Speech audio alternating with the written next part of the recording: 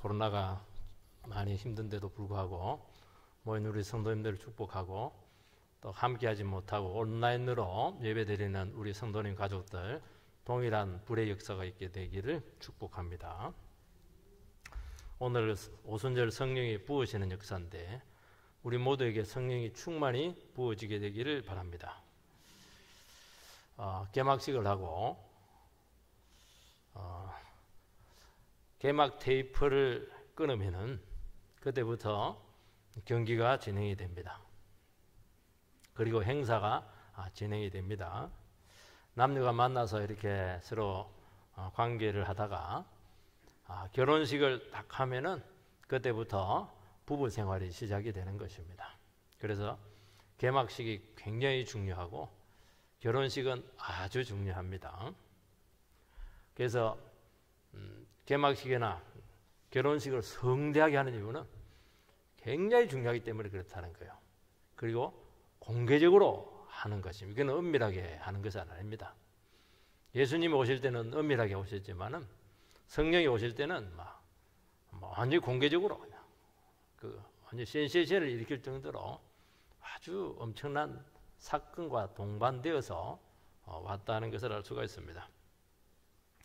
오순절에 성령이 부으시는 이 사건은 마치 개막식과도 같고 결혼식처럼 이제 새로운 시대가 시작이 되었고 축복의 시대고 이것은 공개적으로 드러난 사건이라는 것입니다.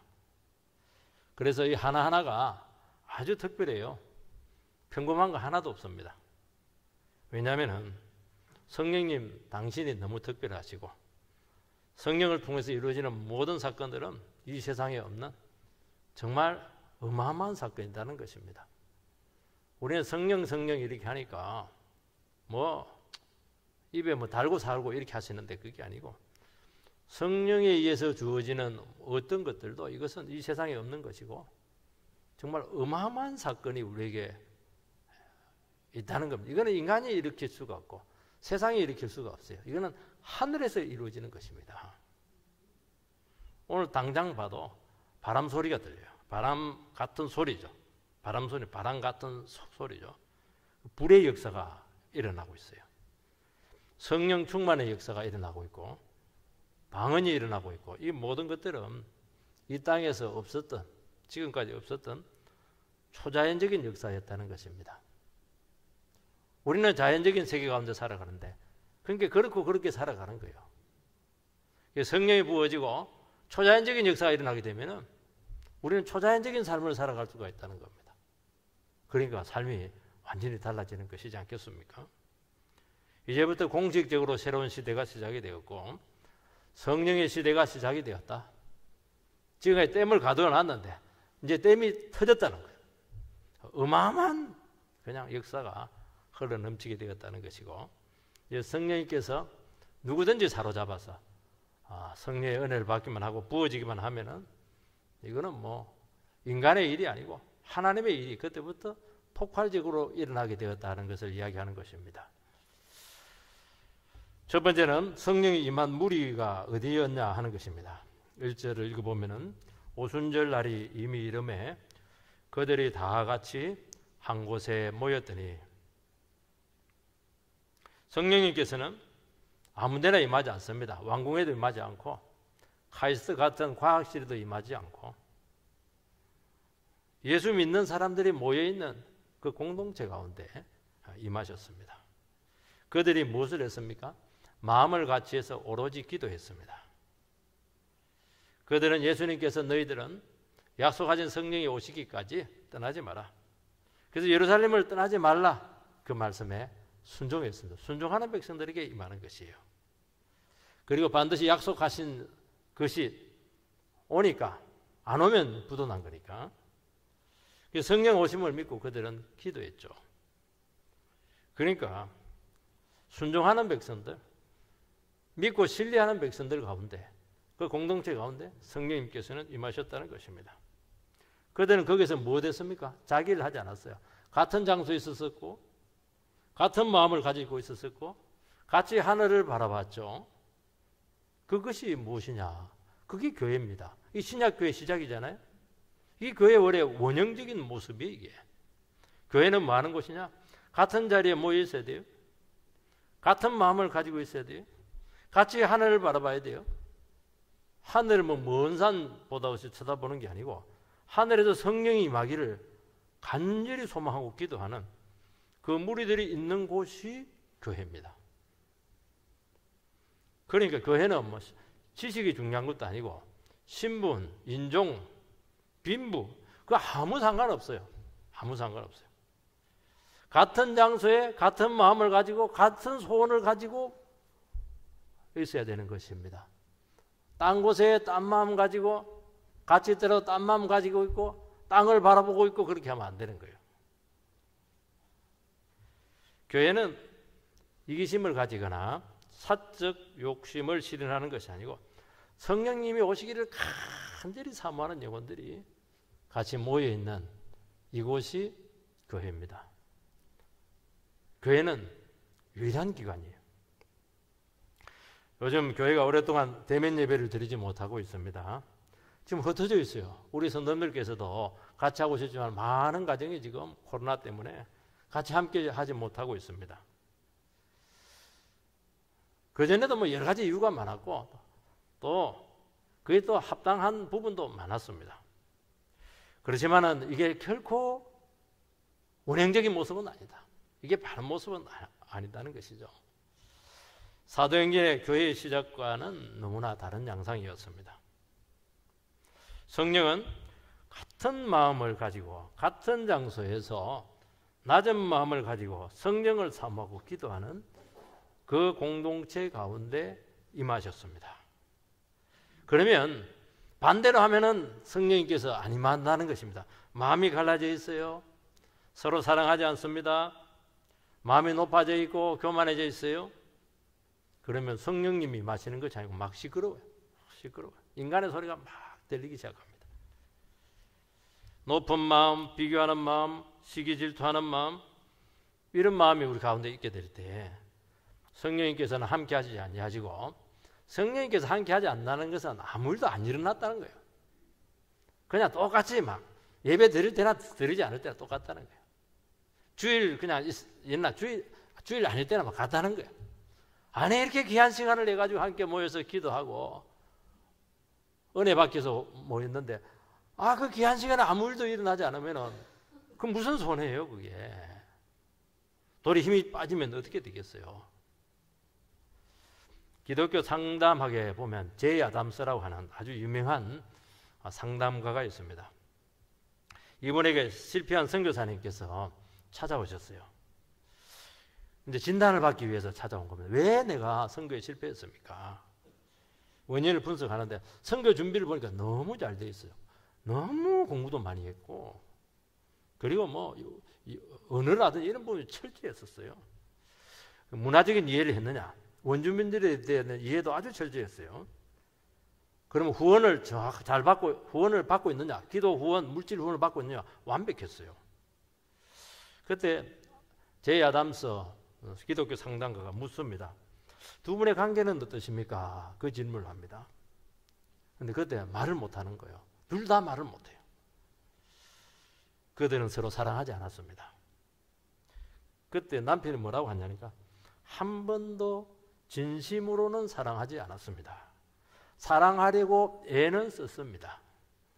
그런데 사랑하기가 참 어렵다는 것을 알았습니다. 그런데 아내도 똑같다는 거예요. 이게.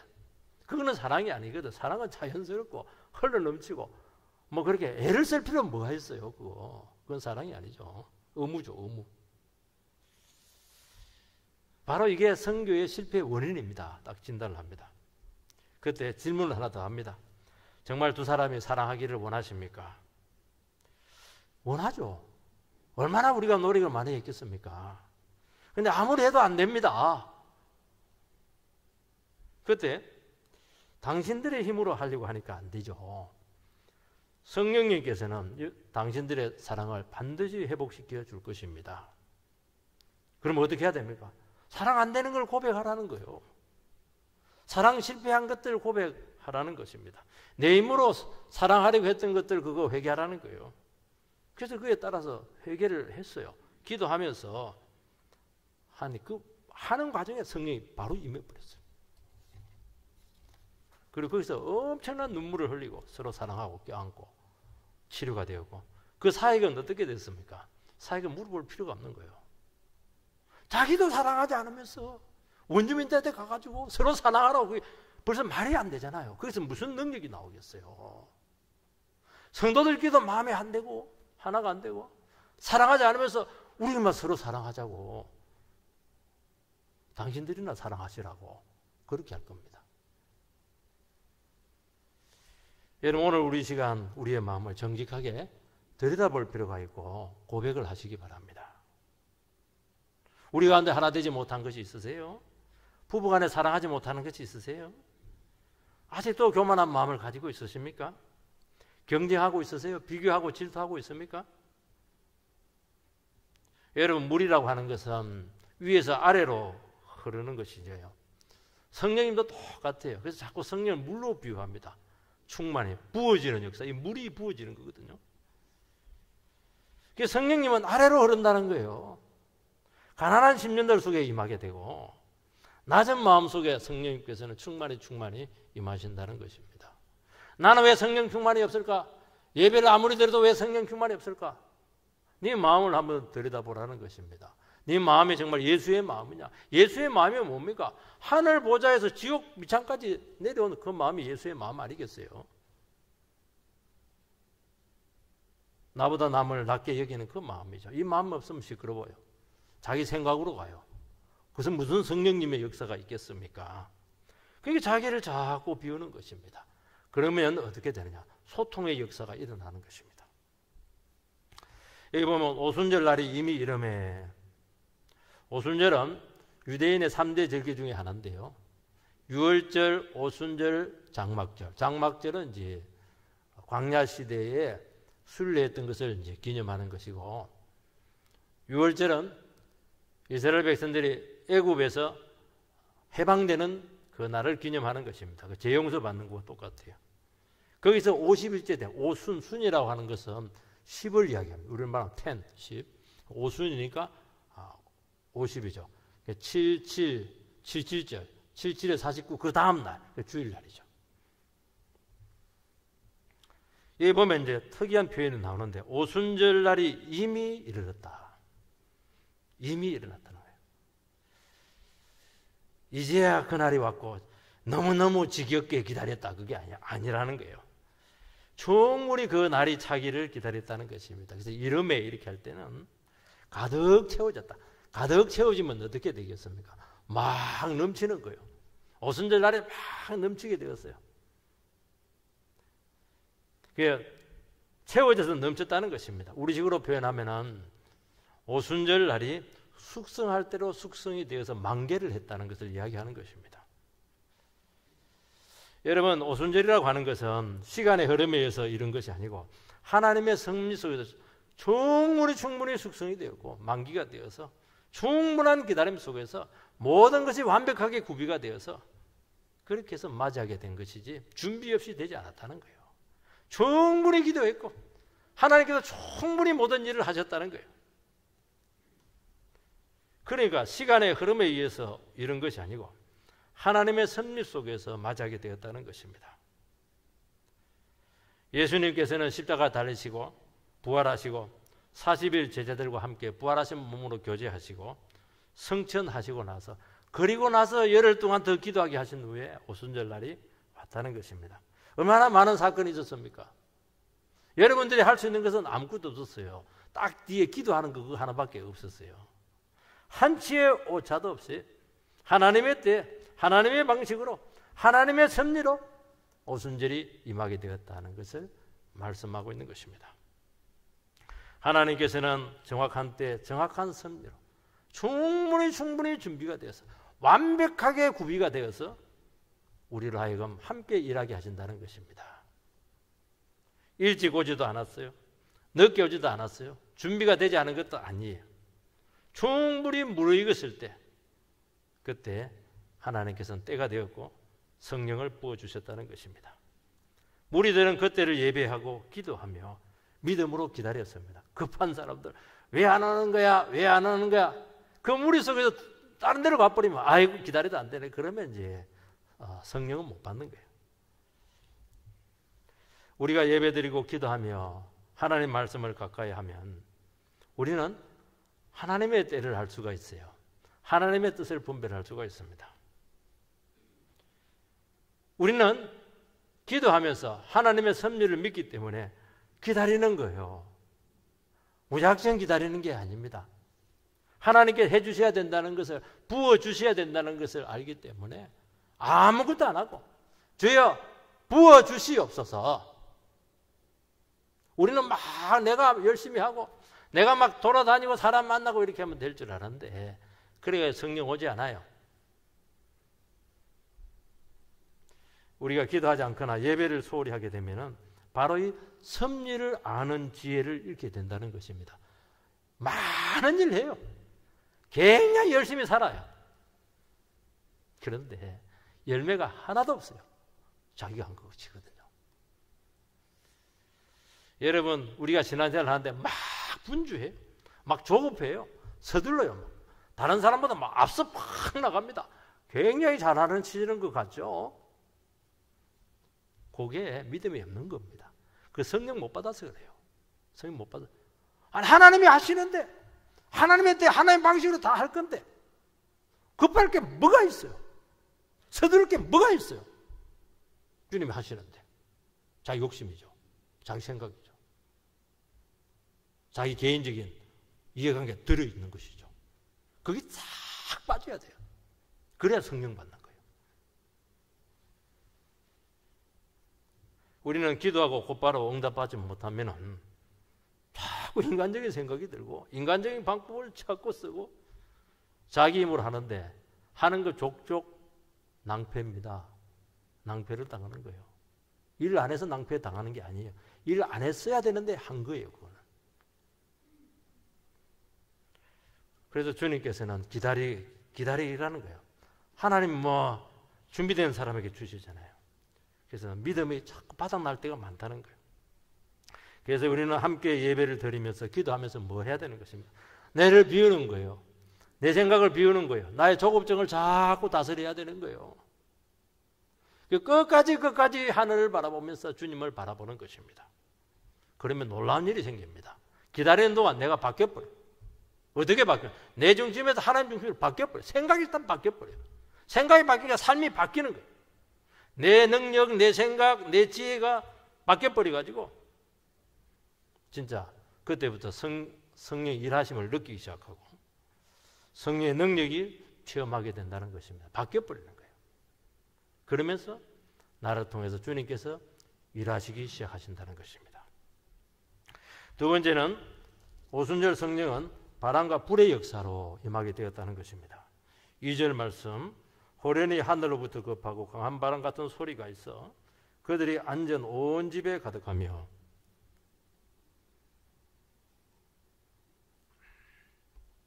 홀연히 이렇게 임했습니다.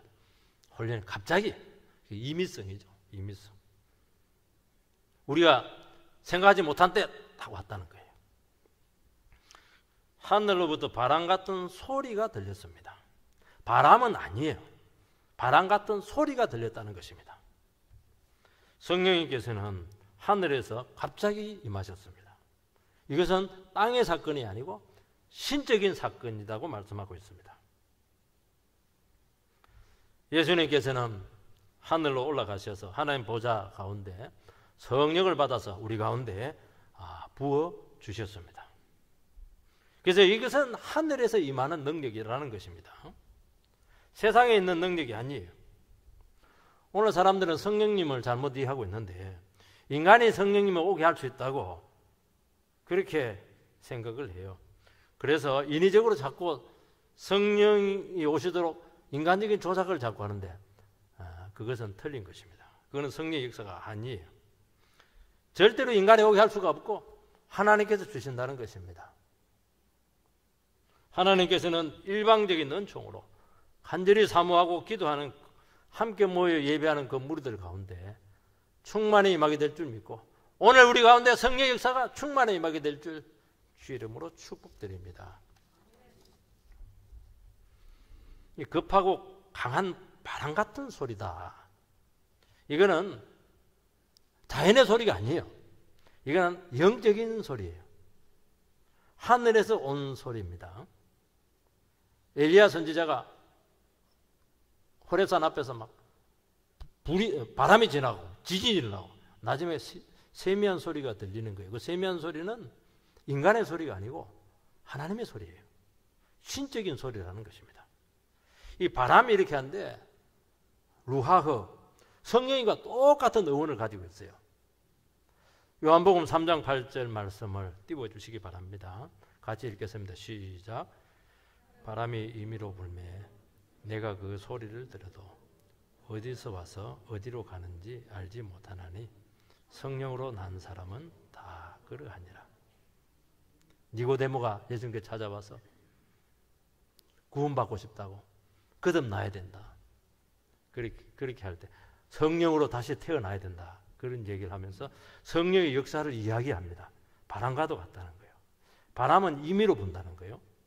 소리를 들어도 어디서 와서 어디로 갔는지 갈피를 알지 못한다는 것입니다. 성령으로 난 사람은 그렇다는 거예요. 눈으로 볼 수가 없어요. 성령님은 인간이 오게 할 수도 없고 언제 어디에서 어디로 가는지 아무도 알지 못해요. 그런데 사람들은 느껴요. 뭔가 일어났다. 다 느껴요. 우리 가운데. 오늘 주님께서 우리 가운데 지나가셨다.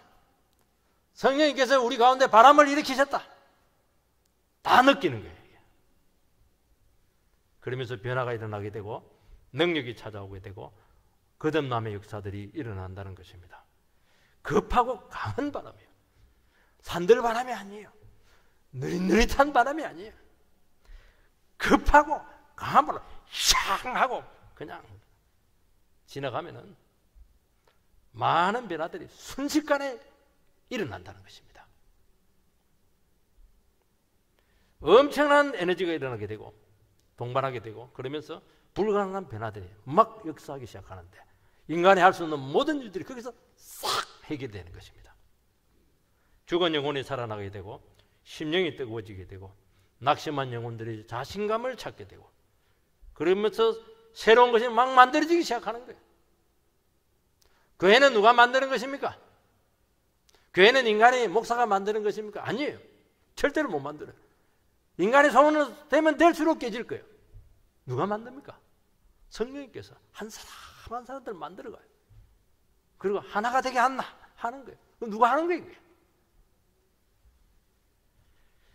주님께서는 부활하신 후 제자들에게 세워놓고는 이렇게 숨을 몰아 불어 넣으시면서 성령을 받으라 그렇게 말씀하셨어요. 너무 리얼하잖아요. 성령님은 어떻게 받느냐? 성령님은 예수님의 호흡이에요. 숨결이에요. 생명이에요. 생명. 후 보면 성령 받으라. 여러분 바람 소리가 온 방 안에 가득했습니다. 지금까지는 인간들만 있었어요. 그런데 바람이 싹 지나가면서 완전히 분위기가 바뀌어버렸어요. 압도가 돼서 압도가. 거기에 새로운 공기가 들어왔고 새로운 바람이 들어오게 되었고 새 숨결이 막 꿈틀거리기 시작했고 새 생명이 거기서부터 역사하기 시작했는데 방 안에 꽉 찼다는 거예요.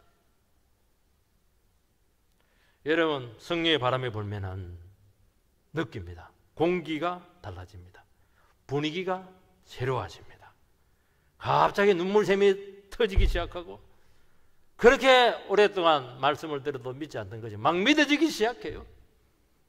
하나님의 말씀이 그냥 글자가 아니에요. 이 말씀 하나가 막 살아서 꿈틀거리기 시작해요. 꿈틀꿈틀해요. 말씀이 그냥 이게 분석할 필요도 없어요. 그대로 믿어지는 거예요. 그냥. 그래서 이론적인 교리적인 신앙이 체험을 동반하게 된다는 것입니다. 우리가 예배를 드리는데 막 가슴이 뜨거워져요. 온도가 막 급상승해요. 호흡이 막 가파지는 거예요. 온도가 36도, 37도, 40도, 45도로 막 올라가네. 영적인 온도가 막 올라가는 거예요. 이게 막 자기도 몰라요. 막 가슴이 터질 것 같아요, 그냥. 그럼 막 자기가 막 만집니다, 만져. 심장마비 걸리면 안 되니까.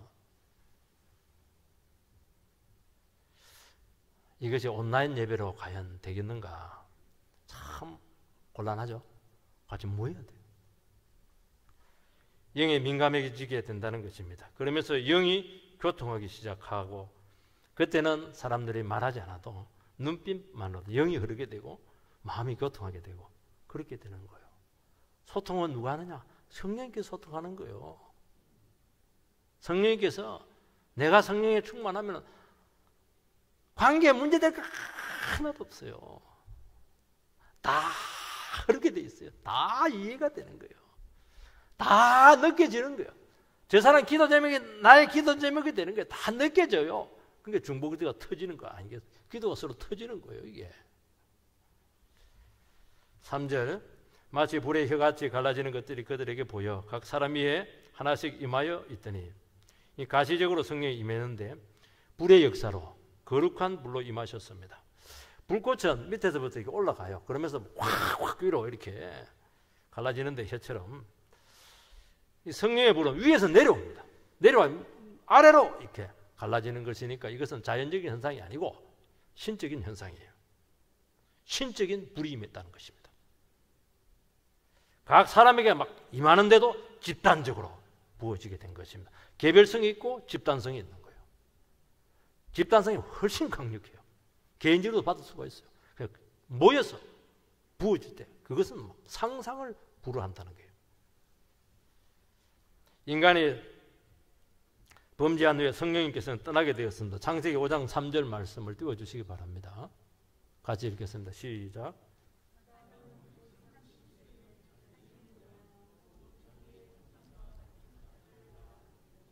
그거 잘못됐습니다. 제가 읽겠습니다.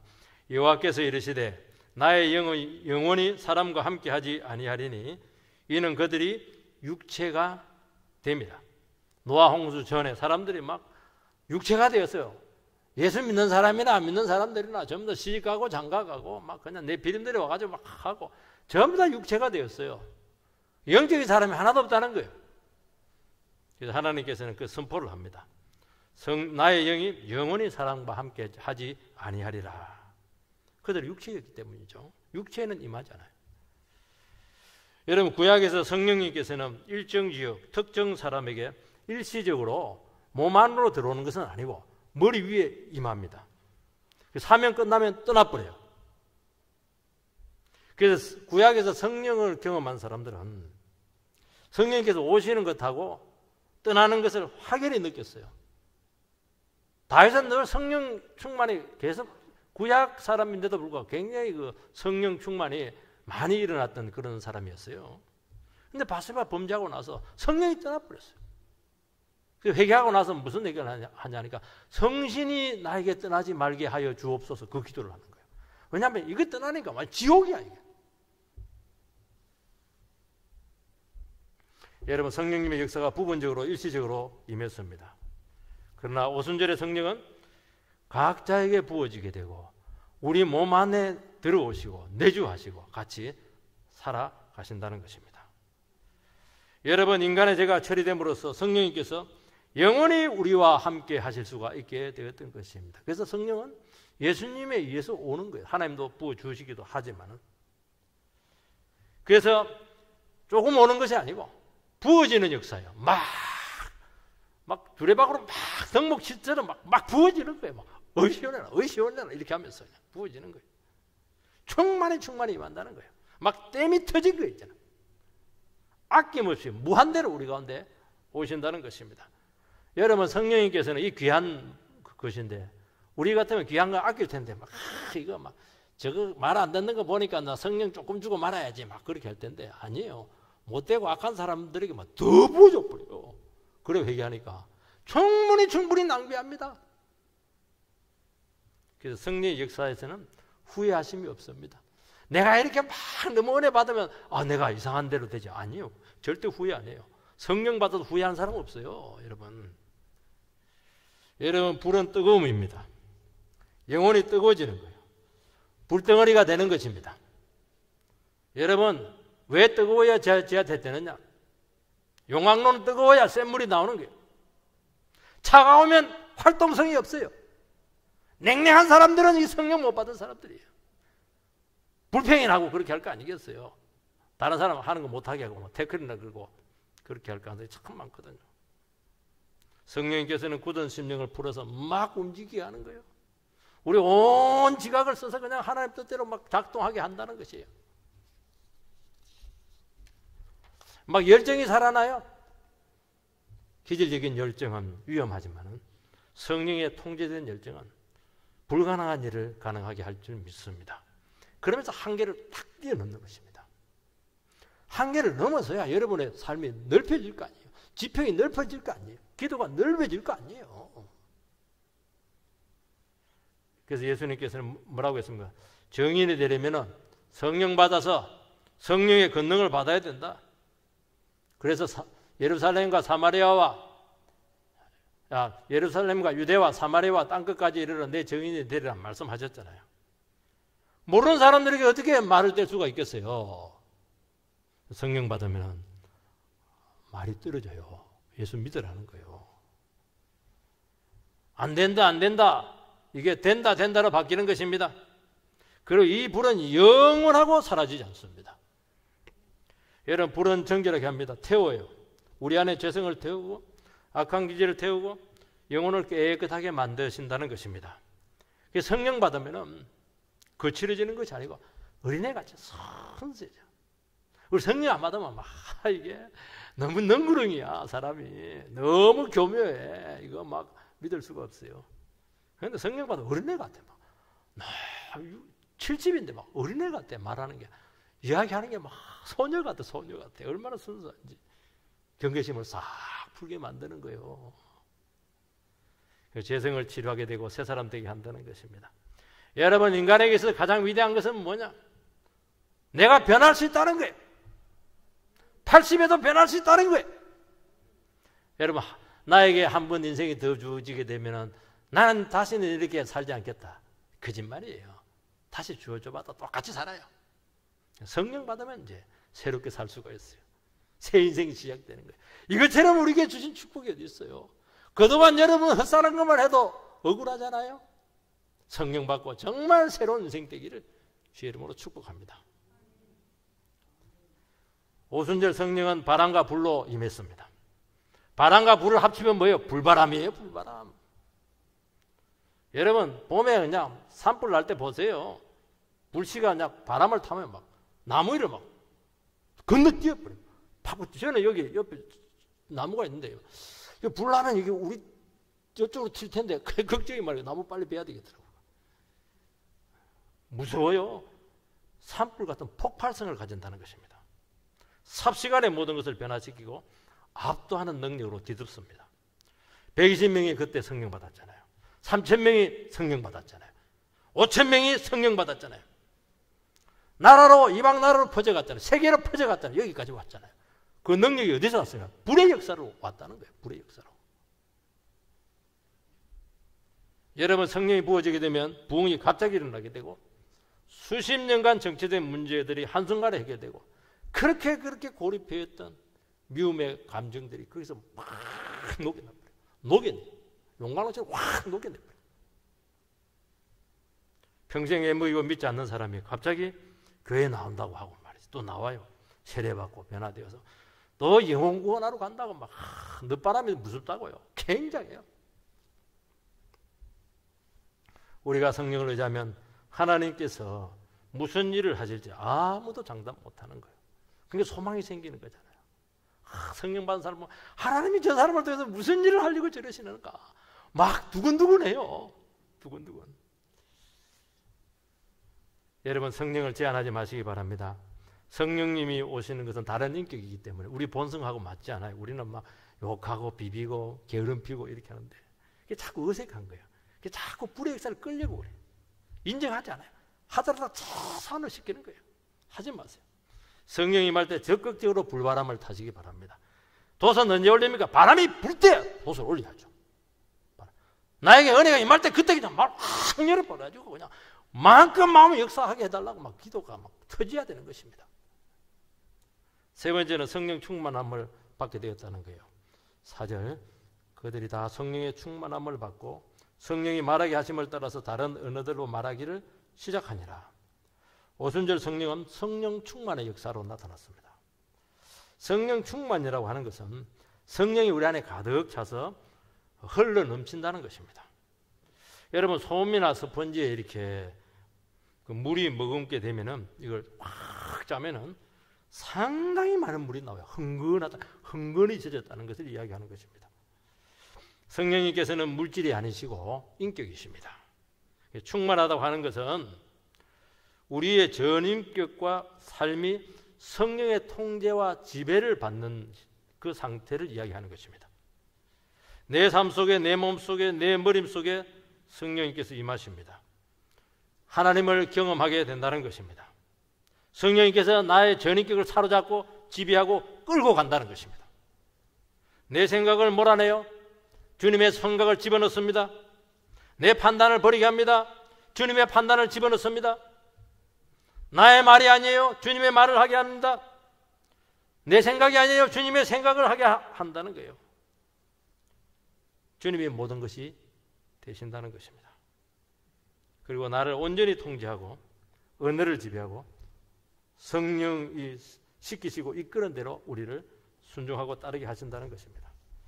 성령 충만을 받았다고 하는데 무질 사신 분들이 계세요. 막 날뛰기도 하고 통제도 안 받고 나 성령 충만 받았으니까 뭐 질서도 안 지키고 막 이렇게 하는데 그것은 성령 충만이 아니고 성령 안 충만입니다. 불을 잘못 받았어요. 이상한 데 가서 불 받은 거예요. 성령을 받았다 하는데 딴소리하고 이상한 행동하는 것은 그것은 거짓이죠. 어떤 분은 차분하게 말을 하는데 들릴까 말까 그런 소리를 하는데 듣고 있으면 자기 말이 아니에요. 성령님께서 말하고 있는 성령의 소리가 들리는 거예요. 그래서 성령의 말하게 하심을 따라서 말했다는 거예요. 성질대로 나온 대로 말하지 않았어요. 여러분, 우리도 한 번씩 그래요. 사람들 만날 때 저 인간에게 이번에 요 얘기를 해가지고 뜯어 고쳐야지. 근데 막 성령께서 임하는 거예요. 그 얘기 하나도 안 해요. 은혜스러운 말들, 살리는 말들, 축복스러운 말들 하고 와요. 나는 그런 마음이 아니었는데 성령께서 내 혀를 관건적으로 그냥 사로잡아가지고 내가 원치 않은 축복의 말을 한 거예요. 그게 성령께서 했다는 거예요. 이게. 그래서 성령 충만하면 죄와 미움과 의심은 사라지고 기쁨과 감동과 사랑으로 넘치게 될 줄 믿습니다. 그래서 우리가 성령님의 인격이 우리에게 확 지배를 하게 되면 성령님에서 굉장히 민감해지게 된다는 거예요. 그 생각과 행동과 성령의 지시에 예민하게 반응한다는 것입니다. 그래서 내 능력이 아니고 내 영광이 아니고 주의 영광을 위해서 일하게 된다는 것입니다. 선한 일을 지속적으로 할 수가 있어요. 분별력이 생기고 총명해지고 행동이 절대가 되면서 힘이 있습니다. 여러분, 우리가 힘이 없는 게 문제예요. 병이 왜 안 치료가 되지 않아요? 힘이 없어서 병이 안 치료되는 거예요. 왜 사역이 안 돼요? 힘이 없어서 그래요. 왜 사랑이 안 돼요? 힘이 없어서 그래요. 왜 용서가 안 돼요? 힘이 없어서 그래요. 뭐 좋은 걸 몰라서 못합니까? 힘이 없으니까 안 되니까 못하는 것이죠. 성령님께서는 지속적으로 힘을 주셔가지고 그걸 할 수 있는 능력을 주시겠다는 것입니다. 그래서 자연스러워요. 억지가 없어요. 성령 충만을 받으라. 따라하시기 바랍니다. 성령 충만을 받으라. 이것은 명령인 줄 믿습니다. 여러분, 성령이 말 때 마음을 열고 전폭적으로 받아들이시기 바랍니다. 성령 충만하지 않으면 육적이고 세속적이 될 것입니다. 성령님은 굉장히 예민하세요. 델리케이트하세요. 여러분 연애 보셨죠? 한마디에 눈빛에 따라서 그냥 태도가 확 바뀌잖아요. 굉장히 예민하세요. 성령이 임할 때 그 작은 소리에 그때 마음을 확 열어야 되는 거예요. 탁 닫으면 안 돼요. 그러면 끝이에요. 여러분, 성령의 지배를 벗어나가면 죄와 낙심에 빠지게 되는 것입니다. 그래서 우리는 성령의 역사가 지속적으로 일어날 수 있도록 노력을 해야 된다는 것입니다. 우리가 왜 예배에 나옵니까? 기도의 자리로 왜 나옵니까? 여기서 성령을 구하라는 거예요. 성령이 고갈되지 않게 해달라는 것입니다. 그래서 죄를 멀리하고 겸손하고 욕심 버리고 주님을 높이는 삶을 살아간다는 것입니다. 아, 목사님요, 옛날에는 막 예배 한번 드리니까 눈물이 쫙 흐르는데 신앙생활 뭐 5년 10년 하니까 막 아무리 해도 눈물이 안 흐르네요. 목사님 설교가 문제가 많네요. 물론 그럴 수도 있어요. 그렇지만 착각하고 있는 거예요. 여러분들이 그동안 용량이 커졌어요. 옛날에는 종객이라 가지고 찬송가 하나도 눈물이 쫙 나왔어요. 다른 사람 한마디 건면해도 막 그냥 회개가 터졌어요. 이제는 커져버려요. 그렇지 다라해가 되고 막 이거 드럼통이 돼가지고 그 물을 얼마나 많이 넣어야 되겠어요? 더 많이 넣어야 돼요. 더 기도가 세져야 돼요. 기도 시간이 길어져야 돼요. 예배가 더 헌신을 해야 되는 거예요. 그래야 눈물 한 방울이라도 나오는 거예요. 자기는 가만히 있으면서 용량이 커졌는데도 불구하고 그 얕은 물 갖고 되겠어요. 그래서 오늘 우리 시간, 기도의 시간, 은혜의 강도를 높이시기 바랍니다. 과거에 받은 은혜 그거 매달리지 마세요. 그때는 그걸 충분했지만 지금은 달라졌어요. 여러분의 용량이 달라졌어요. 그 키움에 합당한 은혜가 있게 되기를 주의 이름으로 축복드립니다.